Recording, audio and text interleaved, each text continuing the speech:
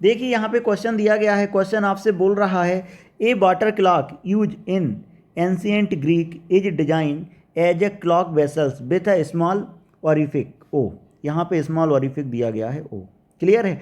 The time is determine according to the level of the water, यहाँ पर देखिए जो टाइम एक्सिस है वो वाटर के लेवल को डिटरमाइन कर रहा है। एक कौन सा axis? Time axis.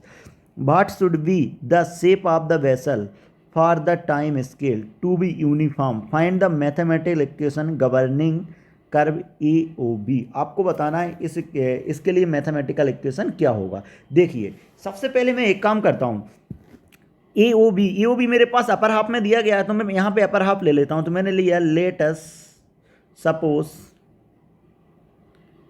Upper half is filled.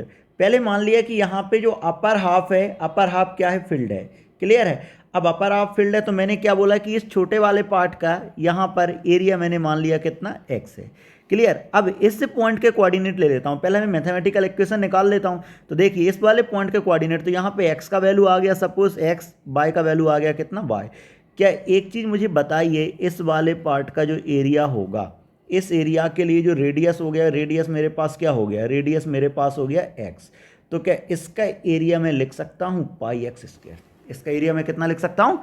Pi x square, ठीक है। इस एरिया को नाम दिया मैंने ए। अब मैं एक काम करता हूँ, और यहाँ पर जो आ रहा है ये कितनी हाइट नीचे आ रहा है? ये बाई हाइट नीचे आ रहा है। तो क्या यहाँ पे जो वेलोसिटी आएगा v equal to under root of 2g/, clear. यहाँ पे मैंने वेलोसिटी लिखी v equal to under root of 2g/। अब मैं यहाँ पे लगा देता हूँ अप्लाई कंटिन्यूटी इक्वेशन,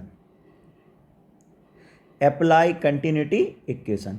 जैसे मैंने कंटिन्यूटी इक्वेशन यहाँ पे लगाया तो a इंटू इस पॉइंट की वेलोसिटी मैं ले लेता हूँ v1, तो a into V one equal to S into V, चलेगा।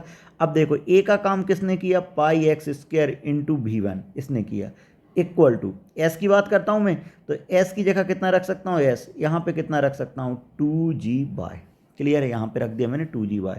अब अगर मैं दोनों साइड स्क्वायर करता हूँ तो pi square x to the power 4 V one square equal to S square into 2g/, clear है। तो यहाँ से मैं एक काम करता हूँ, बाय का वैल्यू निकालता हूँ। बाय इक्वल टू कितना आ गया आपके पास? By equal to pi square x to the power 4 V one square by S square into 2g, ये मेरे पास निकल के आ गया, ठीक है।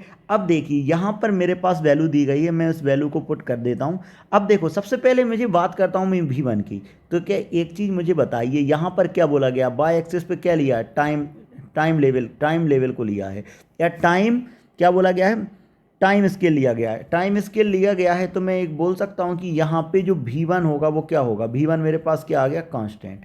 v1 मेरे पास क्या आ गया? कांस्टेंट। तो v1 का वैल्यू मेरे पास आ गया कितना? कांस्टेंट, क्लियर है।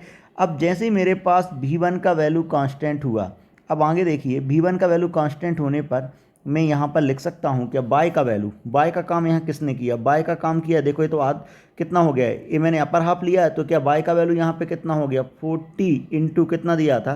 10 to the power -2 equal to pi square.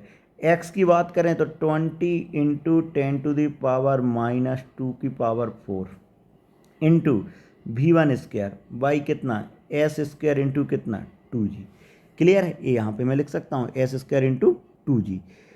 अब देखिए ज़रा, अब मैं इस इक्वेशन को वेरीफाई करता हूँ, ठीक है। इस इक्वेशन को वेरीफाई करता हूँ तो देखिए यहाँ पे क्या दिया है? Pi square. यहाँ पे मैंने v1 क्या मान लिया था? कांस्टेंट मान लिया था, ठीक है। तो आपके लिए क्या बताना, ए ओ बी कर्व के लिए मुझे क्या बताना? इक्वेशन बताना कि ए ओ बी किस कर्व को फॉलो करेगा, क्लियर है। तो यहाँ से मैंने बाय का वैल्यू तो निकाल लिया, मैथमेटिकल एक्सप्रेशन क्या है। लेकिन मैं एक काम करता हूँ, मैंने क्या बोला है कि टाइम स्केल के साथ भी का वैल्यू क्या है आपके पास? कांस्टेंट है, ठीक है। तो यहाँ पे जब मैं इस वाले को सेटिस्फाई कराने के बाद मैं डायरेक्ट बोल सकता हूँ कि मेरे पास जो बाय का वैल्यू आएगा वो कितना? 4 into 10 to the power -3 into X to the power 4, ठीक है।